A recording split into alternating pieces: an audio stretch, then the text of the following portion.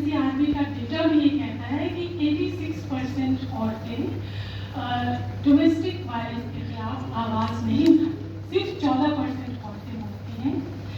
लेकिन इसको इतना लिख डालना बहुत ख़ास लगा, बहुत गहराई लगी कि कोई इंसान, आई एम वेरी श्योर, बहुत मुझे वो है कि उन्होंने डोमेस्टिक वायलेंस किया नहीं होगा, लेकिन उसको इतनी गहराई से लिखा है तो बहुत ही बड़ी बात है कि उसमें इतना उतर जाना, जहाँ लोग जीते हैं वो उन्होंने उतर के दिखाया।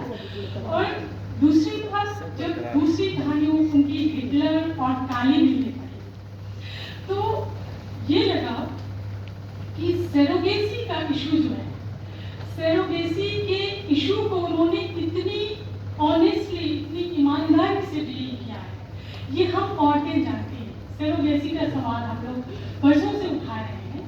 और अगर इस देश में, इस दुनिया में गरीब औरतें ना हो तो सेरोगेसी खत्म हो जाए। सेरोगेसी का कोई लॉ चल नहीं सकता, गरीब औरतों के कंधों पे सेरोगेसी चलती है। और इस तरह उन्होंने उसको इतनी डिटेल में जिक्र किया है। ऐसा हम लोगों ने देखा भी है कि जो सेरोगेट मदर होती है उनको, उनके साथ कॉन्ट्रैक्ट होता है, उसके बाद बच्चा अगर बीमार पैदा हो गया, काला पैदा हो गया, उनके मुताबिक नहीं हुआ तो लोग छोड़ के चले जाते। और ये उन्होंने अपनी इस कहानी में दिखाया है। बहुत, इसमें भी मैं कहूँगी उन्होंने बहुत गहराई में उतर के सेरोगेसी की बात की कि जो कुंवर साहब है वो रहते तो अमेरिका में है, और जब हिंदुस्तान में उनको एक सेरोगेट मदर की जरूरत होती है और उन्हें नहीं पता कि वो एक यहूदी औरत है, वो यहूदी कोट को कितना बुरी निगाह से देखते हैं, और जो बच्ची पैदा हुई है वो काली है, वो उनके लिए कितना बड़ा मसला होता है कि उनके मियाँ बीवी काले हैं तो बच्चे कैसे इतने काली हुई। तो ये सारे वो सवाल हैं जो हम बहनों के सवाल हैं। इसीलिए मैंने शुरुआत में ये कहा था कि उनके लेखन के हर सवाल हमारे सवाल हैं, तो इसीलिए हम उनको अपने से बहुत करीब पाते हैं। और ये बात कि इंसान जो है वो अपना गांव बदल सकता है, अपना शहर बदल सकता है, देश बदलता है, लेकिन उसके विचार उसके साथ चिपके चले आते हैं जब तक कि वो उसको झटक के नहीं करते। और ये काम इस कहानी को पढ़ के लगा कि कितनी गहराई तक एक अमेरिका में रहने वाला आदमी, कितनी गहराई तक इतने गिरे हुए विचारों का वो बना रहा कि वो उस बच्चे को भी छोड़ के चला गया, जो सेरोगेट मदर ने जन्मा उसको वो छोड़ के चला गया। और उसके साथ उस औरत ने फिर कितना जस्टिस किया, और वो दुनिया भर में घूमता रहा, बीवियां बदलता रहा, लेकिन वो उसको इंसाफ नहीं मिल पाया, वो जगह नहीं मिल पाई जो उसको मिलनी चाहिए आखिर तक में। इसके अलावा उनकी बहुत सी कहानियों से मुझे उन्हें गुजरने का मौका मिला। अपर्णा और एक अपराध और खामोशी, ज्वार, पलक और फाल्के, ये तमाम कहानियों से मैं गुजरी। उसमें मैं सिर्फ एक दो कहानियों का जिक्र करती हूँ।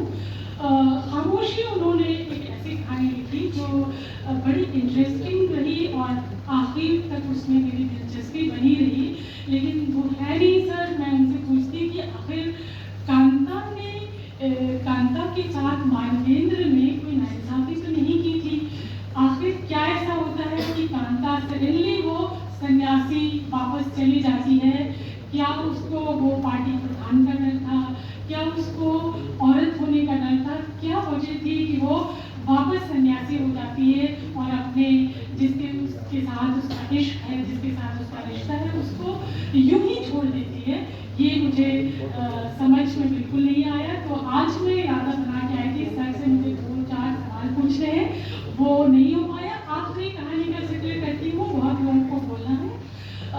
उसका नाम है ज्वार। ज्वार कहानी से मैं खुद को बहुत एसोसिएट करता हूँ। ज्वार से बांग्लादेश विभाजन पर आधारित है वो कहानी, और सोनार देखी एक जगह है बांग्लादेश की, वहाँ और वर्धमान में कुछ उनके रिश्तेदार आके बसते हैं, और हिंदुस्तान में रहने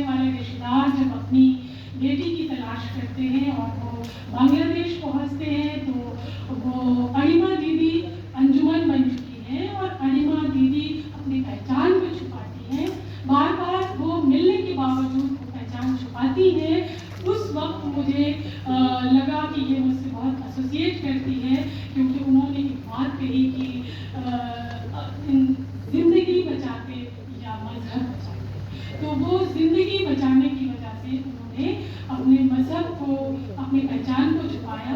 और वहाँ पे ऐसे सवाल हुए कि क्या हिंदुस्तान में मुसलमानों को जहाज में चढ़ने दिया जाता है? मतलब किस तरह के एक दूसरे के लिए विचार बनते रहे हैं। और माइनॉरिटी के भी सवाल को अगर हम इसमें देखें तो डिफरेंट तरह के ख्याल उभरते रहे। एक और वजह उस दौरान मुझे लगा यूक्रेन युद्ध, बाबरी मस्जिद का शहीद होना, 2002 के दंगे, वो सब याद आते रहे। इसलिए भी कि जब 2002 के दंगे हुए और हम लोग गुजरात अहमदाबाद कैंप में काम करने गए, तो मैंने भी अपनी पहचान छुपाई थी। मुझे तुरंत वो एसोसिएट हुआ कि मेरा नाम नीलिमा रखा गया और मेरे हाथ में एक बहुत मोटा कलावा पहनाया गया, एक बड़ी सी माथे पे चुन्नी लगाई गई कि वहाँ के दंगों में आपको अपनी पहचान छुपाना है। तो मैं अपनी उस आइडेंटिटी के साथ थी वहाँ। मुझे भी लग रहा था कि मुझे जिंदगी बचाना है या धर्म बचाना है। तो मेरे लिए जिंदगी बचाना ज़्यादा ज़रूरी था, धर्म बचाना ज़रूरी नहीं था। लोग मुझे वहाँ ये भी कह रहे थे कि बोलना नहीं, तुम्हारी ज़बान से लगता है तुम मुसलमान हो, उर्दू बोलने वाली हो, इसलिए बोलना नहीं। तो ये सब चीज़ मैं जवाहर कहानी से बहुत खुद को जोड़ पाई। बस एक चीज़ संजीव जी ने उसमें दर्ज की है, जिसके बारे में मैं एक हवाले से बात ये कहना चाहती हूँ। उन्होंने मुझे बहुत बार अपनी ज़िंदगी में ये सुनने को मिला है, अच्छा तुम मुसलमानों पर लगती नहीं हो। अच्छा, कई लोगों ने ये कहा, मर्दों ने, औरतों ने, मुसलमानों पर लगती नहीं हो। मुसलमान को कैसा लगना चाहिए, उसकी क्या हो, या आपके मन में मुसलमान औरत के लिए या मुसलमान के लिए क्या क्या पिक्चर है, ये मुझे समझ में नहीं आता। उस हवाले से मैं सिर्फ ये सर से होते तो पूछती कि उन्होंने अपनी कहानी ज्वार में एक बात ये लिखी कि जिस घर में अणिमा दीदी यानी कि अंजुमन मिली हैं, सलाउद्दीन जिनके शौहर थे, तो वो घर एक टिपिकल मुसलमानी घर। तो मुझे ये सवाल ज़रूर मन में आया कि सर होंगे तो मैं कहूँगी कि इस पर थोड़ा रोशनी डालें कि ये टिपिकल मुसलमानी घर कौन से होते हैं, क्या घर होते हैं जिनको आप टिपिकल मुसलमानी घर कहेंगे। क्योंकि जिन कॉलेज में आप पढ़ते हैं वहीं हम पढ़ते हैं, जिन बाजार से आप राशन लाते हैं वहीं से हम भी लाते हैं। कौन से वो टिपिकल घर होते हैं शायद वो बता पाते, पर वो है नहीं। पर उनकी बाकी जो ज़बान की जो सहकारी है, जादूगरी है, बहुत ही अच्छी है, बहुत कमाल की है। हाशिए के लोगों के लिए जिस तरह उन्होंने इतनी मानीखेज़ कहानियाँ लिखी हैं, ये बहुत बड़ी बात है। उसको पढ़ के बेहतरीन तजर्बे से गुजरी हूँ। बहुत शुक्रिया, आपने मुझे बोलने का मौका दिया और एक पहले वक्ता के तौर पे मुझे अपनी बात जल्दी से ख़त्म करने